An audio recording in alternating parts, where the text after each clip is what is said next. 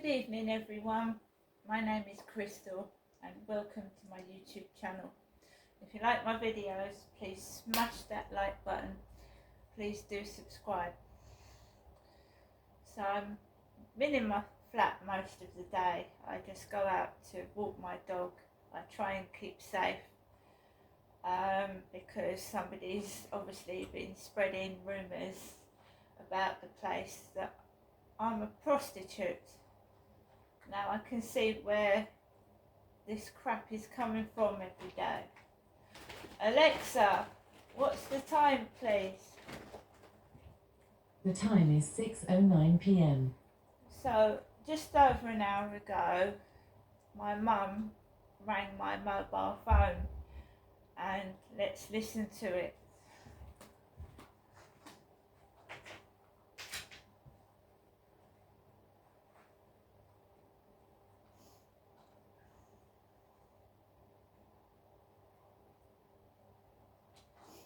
Call the voicemail.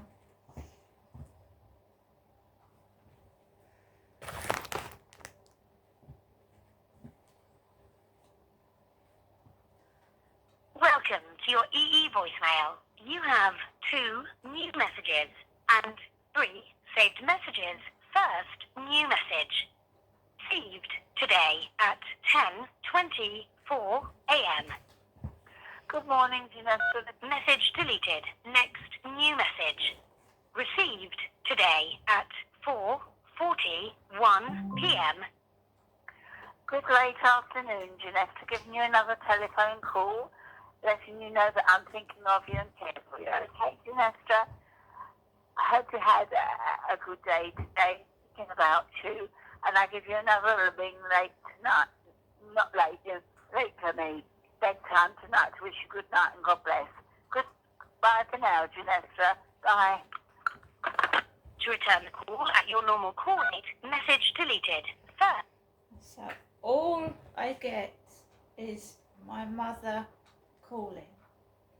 I have no boyfriends, I have no real friends, and my family is scattered, so I don't see them very often.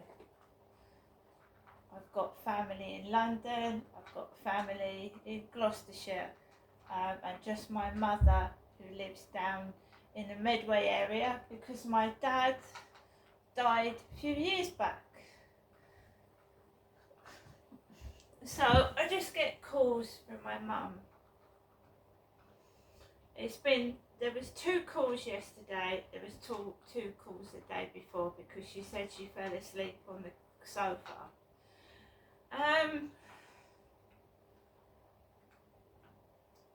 It's a solitary life. It can be lonely, it can be disheartening, it can be scary as well when you've only got yourself and nobody else to turn to because my mum's too old to really do anything anyway. If something happened to me, what could she do? Not a lot.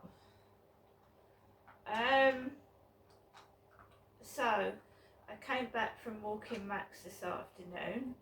He came in upstairs. I'm not cross and I'm not angry. All this is making me upset. It is affecting my mental health when you keep getting ho, slut,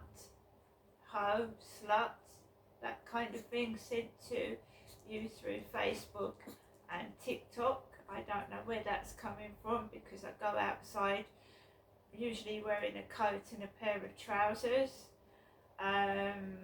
You know, some men's opinion of women is twisted. Keep calling a woman a slag. It's not being a slag, being a woman. You're being a woman. That is the sign of a man that doesn't like women, when he keeps calling women slags and sluts. Maybe he's had bad experiences in the past with women, and he just thinks of every woman as a slag and a slut, and I'm just one of them. I don't know. I've got this lunatic on my case. Absolute sick, perverted lunatic, or maybe more than one of them, that has this opinion of women that all women are slags and sluts. And it's terrifying at times because you don't know when you go outside if this person is hovering about, if they're stalking you, if they're going up and down in their car. And I've got to live my life. I've got to go out. I've got to do things. But in the back of my mind is, where is this? It might be in another country for all I know. I don't know. But it's still terrifying. Whoever's doing it and wherever it's coming from. Now, when I came from Gloucestershire to Chatham in 2008, I came down to see my parents. Nothing more, nothing less. And to get some help from getting my son back, who at that time was with my ex-husband. So I wanted to get my mum and dad to help me get my flat sorted out so that I could go back up to Gloucestershire, live in it, and then see what happens. Didn't turn out like that. They weren't acting like my parents at all. They were acting like these two people that, what's going on here? I was being treated like, I don't know. I just can't. What I went through at that old house I was living in with my mum and dad was torturous. I just wanted to go back and see my children. I wanted to get my child back off my ex-husband, and I wanted to see my other 3 children. And I was like left with who I thought was parents that was going to help me get my life back on track, but it didn't turn out like that. And of course I lived with I thought they were my parents. I wasn't being treated like I was their daughter, I can tell you that. So I stayed with my mum and dad for 3 years at their house. And I had had enough living there. I didn't have my own bedroom. I was sharing a bedroom with my mother. So I got onto the council to get me out of there, because I was told if I got my own flat, they would let me see my son and he could come and live with me. But I was lied to, I was conned. I got that flat at Lansdowne Court, but I never got my son back. So I was lied to, I was duped. Maybe I was a bit of a mug, but I didn't have anyone supporting or helping me. I thought my parents would be some kind of support, but they weren't. So I got this flat and I was lonely. I think anyone would be. And I was trying to find some kind of happiness with maybe another partner. But these men that I was meeting off dating sites, they were not nice men. They weren't nice. And I was introduced to this guy.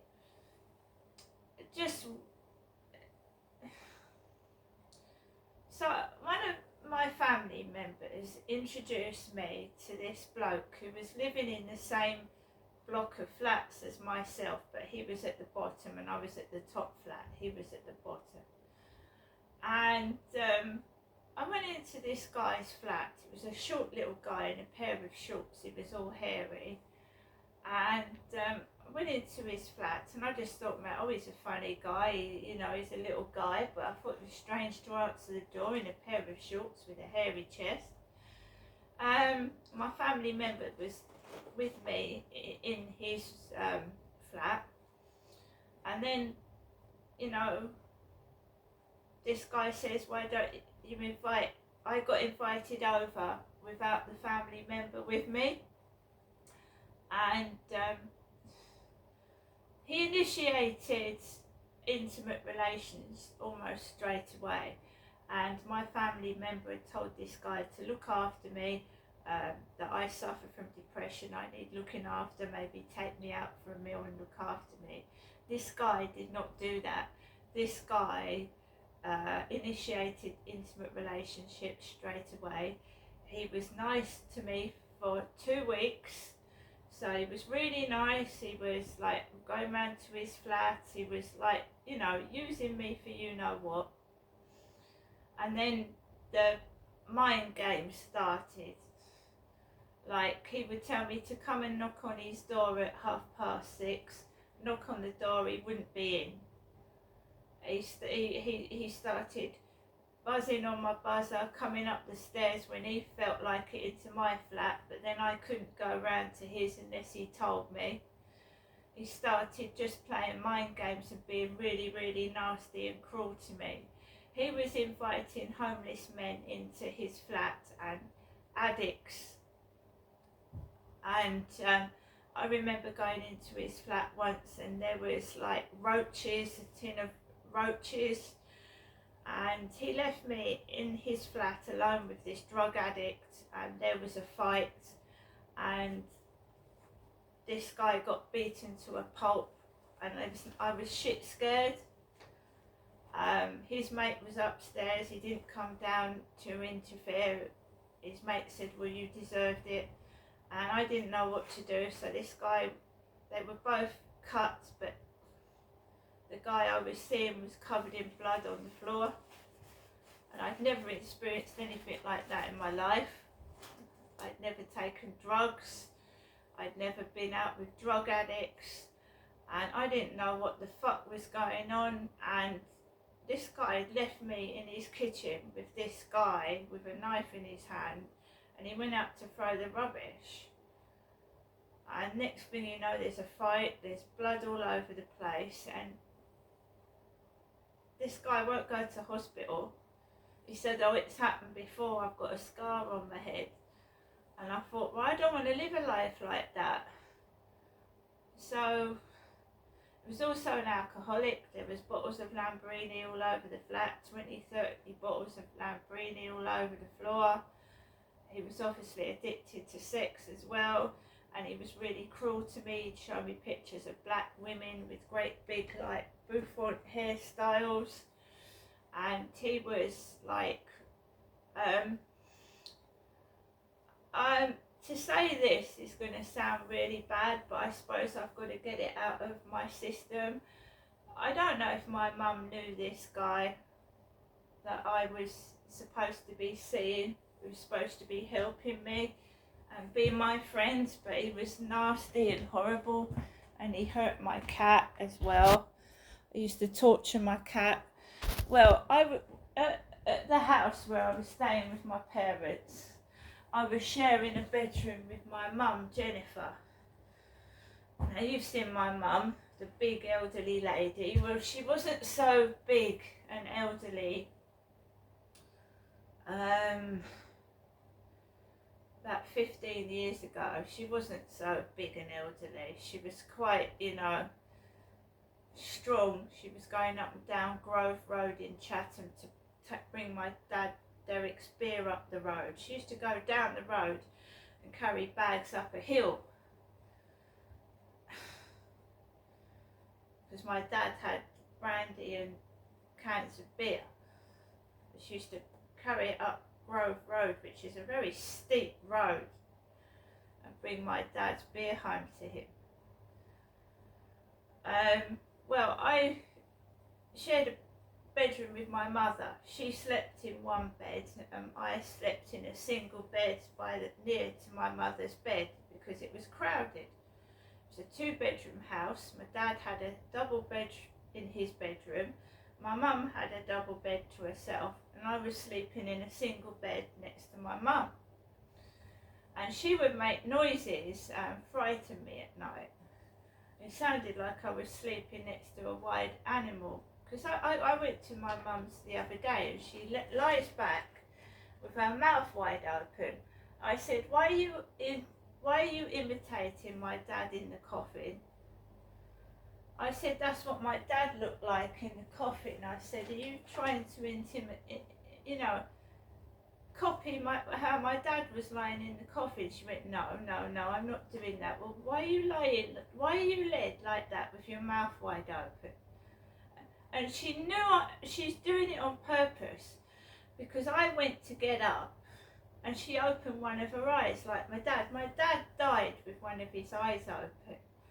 So I'm sat there with no telly, because my mum's telly's broken, and she's lying back in the sofa with her mouth wide open. And then when I get up to go to the toilet, she's got one eye shut and one eye open, looking at me. I know what she's doing. She also said to me, "Catch me if you can," once. Catch me if you can. And that meant, so I know exactly what she's on about. There's nothing I can do about it, because I've got no proof. Got to have evidence, haven't you? But that's wicked. That's a wicked thing she did. Anyway, she used to make noises in the bedroom of that house I lived with my parents, and she used to sound like she was having a death rattle or something. A death rattle, so she'd really breathe in like that. I'm sorry, I don't know how to do it, but she used to, like she was having the death rattle in bed. That's when you die and your breath is raspy. So when my ex that lived at Lansdowne Court, I don't know if they knew each other, because my mum used to ring while I was round his flat. She used to ring me while I was round his flat, and he treated me like shit. And we would go to bed together, and you know, he didn't wash the bed sheets. He was filthy, he was dirty, he was disgusting. He was the lowest of the low. And he would lie in bed with me, and he would do what my mum did. He would pretend he was asleep, but I would lie next to him. He would be there, he would pretend he was asleep, and suddenly I'd get a smack in the eye. He'd fling his arms out and smack me in the face. Ugh! He'd go and slap me in the face, and then he'd do it again, just slap me like that. That was one of the nasty things he did. And he had Jennifer Jones on his laptop. My mum's name's Jennifer.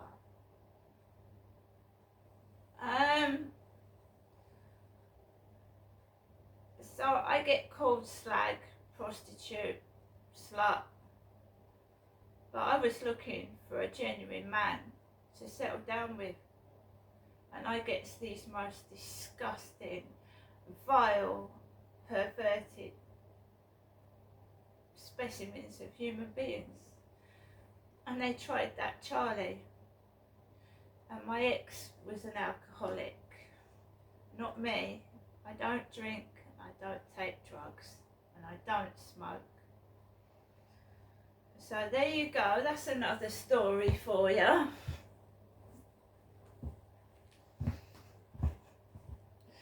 All I wanted was to come down and get help and support from who I believed was my parents, to get my son off my ex-husband, so that I could go back and see my kids and have my baby boy back. But instead, I come down here, I get assaulted, molested and raped repeatedly. And they weren't dating sites. I mean, one bloke I met off a dating site almost called me a prostitute. And the despicable things that have been done to me, I'm not going to cry, I'm not going to let them upset me. I thought I was meeting a future partner, and I was being used for sex and exploited. And I wanted to see my children, and my children were being used as weapons against me. And I'm trying to carry on my life by myself. If I'm not going to be able to see my adult children, then just leave me the fuck alone. Leave me alone. Sexploitation. Even when you get to my age, you're sexploited. Not exploited, sexploited. See you later.